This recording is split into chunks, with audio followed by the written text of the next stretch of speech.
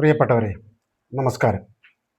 ഈ പ്രാവശ്യത്തെ പാർലമെന്റ് സമ്മേളനം രാജ്യത്തിൻ്റെ തലസ്ഥാനത്ത് ദില്ലിയിൽ CJPയുടെ നേതൃത്വത്തിലുള്ള നീറ്റ് പരീക്ഷാ ക്രമക്കേടിനെതിരെയുള്ള സമരം നടക്കുന്ന ഘട്ടത്തിലാണ് ആരംഭിക്കുന്നത്.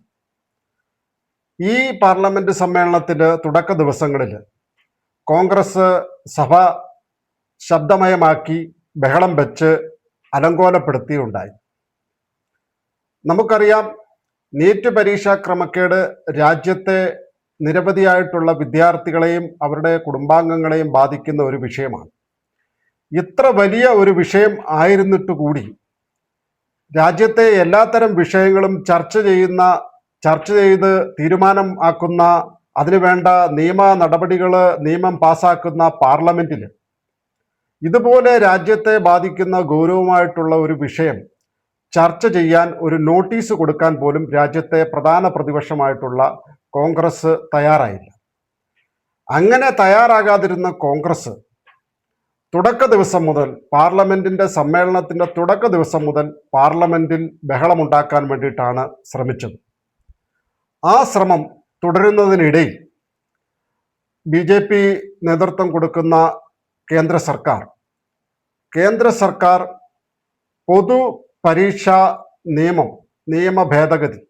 പൊതുപരീക്ഷാ നിയമ ഭേദഗതി ബിൽ പാസാക്കി.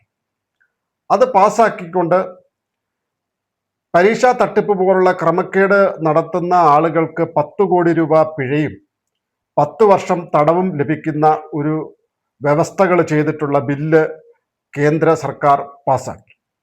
ദില്ലിയിൽ നടക്കുന്ന CJPയുടെ നേതൃത്വത്തിലുള്ള ആ സമരം അവസാനിച്ചതിന് ശേഷം പാർലമെന്റിൽ പൊതുപരീക്ഷാ നിയമ ഭേദഗതി ബിൽ പാസാക്കിയതിന് ശേഷം ചർച്ചകൾ പുരോഗമിക്കുകയുണ്ടായി. ആ ചർച്ചകളിൽ കഴിഞ്ഞ ദിവസം പ്രിയങ്ക ഗാന്ധിയും അതിനുശേഷം ഇന്നലെ രാഹുൽ ഗാന്ധിയും സംസാരിക്കുകയുണ്ടായി. രാജ്യത്തിൻ്റെ പ്രതിപക്ഷ നേതാവായിട്ടുള്ള രാഹുൽ ഗാന്ധിയും സംസാരിക്കുകയുണ്ടായി.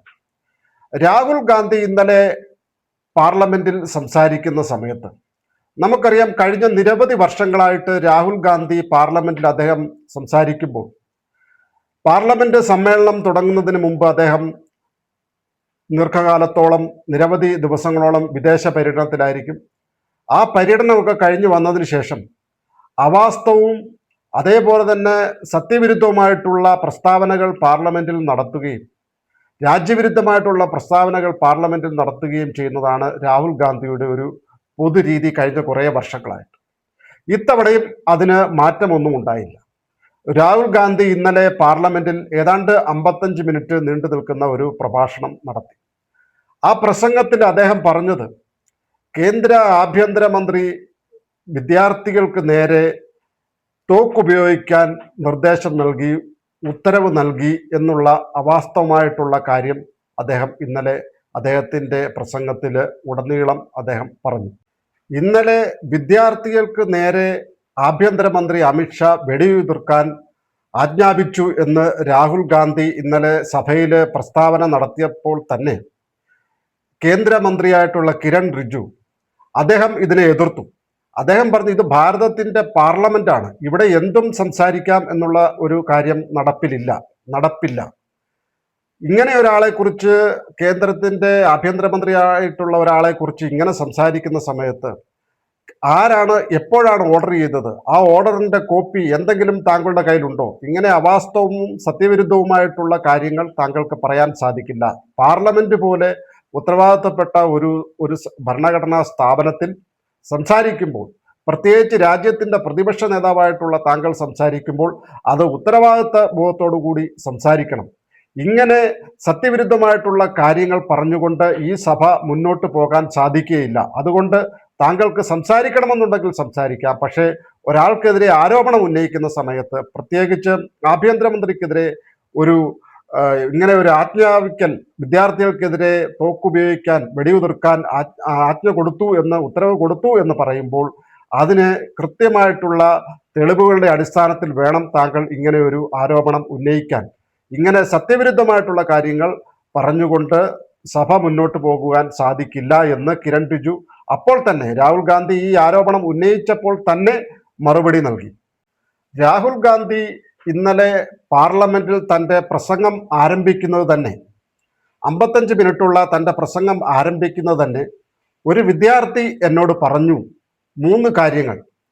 അതായത് വിദ്യാർത്ഥി, അന്ധം ഭക്തൻ, വിഡ്ഢി. ഈ 3 കാര്യങ്ങൾ പറഞ്ഞുകൊണ്ടാണ് അദ്ദേഹം പ്രസംഗം ആരംഭിക്കുന്നത്. ഇതിൽ വിഡ്ഢി എന്നുള്ള നിലയ്ക്ക് അദ്ദേഹം ആവർത്തിച്ച് പാർലമെന്റിൽ ഇഡിയറ്റ് ഇഡിയറ്റ് എന്നുള്ള പ്രയോഗം പല തവണ അദ്ദേഹം പ്രയോഗിക്കുന്നുണ്ട്. ഈ സമയത്ത് കേന്ദ്രമന്ത്രിയായിട്ടുള്ള കിരൺ റിജ്ജു അദ്ദേഹം പറഞ്ഞു, ഇത് ഒരു അൺപാർലമെന്ററി ആയിട്ടുള്ള വാക്കാണ്, പാർലമെന്റിൽ ഏതൊക്കെ വാക്കുകൾ സംസാരിക്കാം എന്നതിനെ സംബന്ധിച്ച് റൂൾ ബുക്ക് ഉണ്ട്, ആ റൂൾ ബുക്കിൽ പറയുന്ന വാക്കുകൾ മാത്രമേ പ്രയോഗിക്കാൻ സാധിക്കുകയുള്ളൂ, ഇത് അൺപാർലമെന്ററി ആയിട്ടുള്ള വാക്കാണ് ഇഡിയറ്റ് എന്ന് കിരൺ റിജ്ജു ആവർത്തിച്ച് പറഞ്ഞു.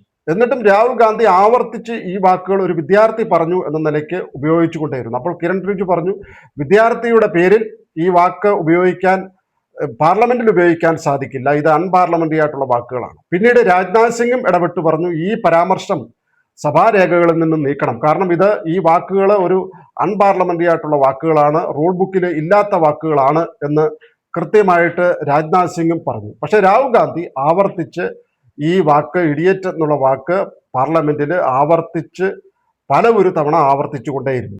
അങ്ങനെ രാഹുൽ ഗാന്ധി ആവർത്തിച്ച് ഈ ഇഡിയറ്റ് എന്നുള്ള പദപ്രയോഗം പാർലമെന്റിൽ ആവർത്തിച്ചു കൊണ്ടേയിരുന്ന സമയത്ത് സ്പീക്കർ ഇടപെടുന്നു.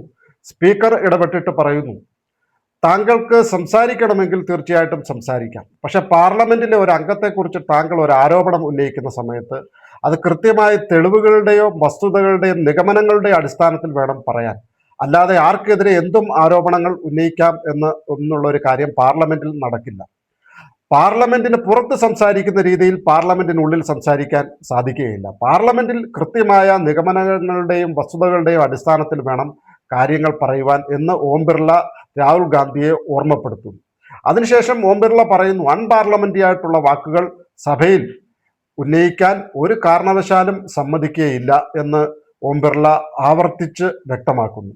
ആ സമയത്ത് രാഹുൽ ഗാന്ധി പുതിയ ചില നാടകങ്ങൾ എടുക്കുകയാണ്. അദ്ദേഹം പറയുകയാണ്, എന്നെ സംസാരിക്കാൻ അനുവദിക്കുന്നില്ല, എൻ്റെ മൈക്ക് ഓഫ് ചെയ്തിരിക്കുന്നുവെന്ന്. ആ സമയത്ത് ഓം ബിർള പറയുന്നു, താങ്കളുടെ മൈക്ക് ആരും ഓഫ് ചെയ്തിട്ടില്ല, താങ്കൾക്ക് അത് പരിശോധിക്കാവുന്നതാണെന്ന് പറയുന്നു. ഒന്ന് ആലോചിച്ച് നോക്കണം, പാർലമെന്റിലെ എല്ലാ കാര്യങ്ങളും ലൈവായിട്ട് രാജ്യത്തിന് എല്ലാ ജനങ്ങൾക്കും കാണാൻ സാധിക്കുന്നതാണ്. ആ സമയത്ത് രാഹുൽ ഗാന്ധി ഒരു പതിവ് ചിരിച്ചുകൊണ്ട് മൈക്ക് ഓണാക്കുന്നു. കാര്യങ്ങൾ എല്ലാവർക്കും മനസ്സിലാക്കാൻ സാധിക്കുന്നതാണ്, രാഹുൽ ഗാന്ധിയുടെ മൈക്ക് ഓഫ് ആയിരുന്നില്ല എന്ന്. പക്ഷേ അതിനുശേഷം രാഹുൽ ഗാന്ധി വീണ്ടും തൻ്റെ പ്രസംഗം തുടരാൻ വേണ്ടിയിട്ട് ആരംഭിച്ചു. ആ സമയത്ത് കൃത്യമായിട്ട് സ്പീക്കർ പറഞ്ഞു, താങ്കൾക്ക് നിഗമനങ്ങളുടെയും വസ്തുതകളുടെയും തെളിവുകളുടെയും അടിസ്ഥാനത്തിൽ ആരോപണങ്ങൾ ഉന്നയിക്കാം, അതിൽ യാതൊരു വിലക്കുമില്ല, പക്ഷേ വെറും കെട്ടുകഥകളുടെ പേരിൽ, കേൾവിയുടെ പേരിൽ മാത്രം താങ്കൾ ആരോപണം ഉന്നയിക്കാൻ പാടില്ല, അതുപോലെ തന്നെ അൺപാർലമെന്ററി ആയിട്ടുള്ള വാക്കുകൾ താങ്കൾ ഉപയോഗിക്കാൻ പാടില്ല എന്ന് തന്നെ കൃത്യമായിട്ട് ഓം ബിർള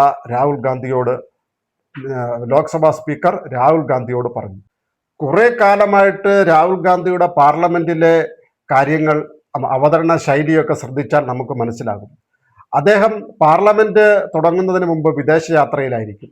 ആ വിദേശയാത്ര കഴിഞ്ഞ് വന്നിട്ട് അദ്ദേഹം പാർലമെന്റിൽ ഇതേപോലെ കഴിഞ്ഞ ദിവസം എങ്ങനെയാണോ പ്രസംഗിച്ചത് അതുപോലെ സത്യവിരുദ്ധവും അവാസ്തവവുമായിട്ടുള്ള കാര്യങ്ങൾ പറയും. അതിനുശേഷം രാജ്യവിരുദ്ധമായിട്ടുള്ള പരാമർശങ്ങൾ നടത്തും. ഇത് അദ്ദേഹത്തിന്റെ ഒരു പതിവ് രീതിയാണെന്ന് കാണാൻ വേണ്ടിയിട്ട് സാധിക്കും. പക്ഷേ ഇന്നലത്തെ 55 മിനിറ്റ് പ്രസംഗം പതിവ് പോലെ തന്നെ കേരളത്തിലെ മാധ്യമങ്ങൾ രാഹുൽ പാർലമെന്റിൽ കൊടുങ്കാറ്റായി, രാഹുൽ പാർലമെന്റിൽ ആഞ്ഞടിച്ചു, രാഹുൽ തീയാളി തുടങ്ങിയ പദപ്രയോഗങ്ങൾ വെച്ചിട്ട് കേരളത്തിലെ മാധ്യമങ്ങൾ പതിവ് പോലെ രാഹുൽ ഗാന്ധിയുടെ വാഴ്ത്തിപ്പാടൽ, പുകഴ്ത്തലൊക്കെ തുടങ്ങിയിട്ടുണ്ട്.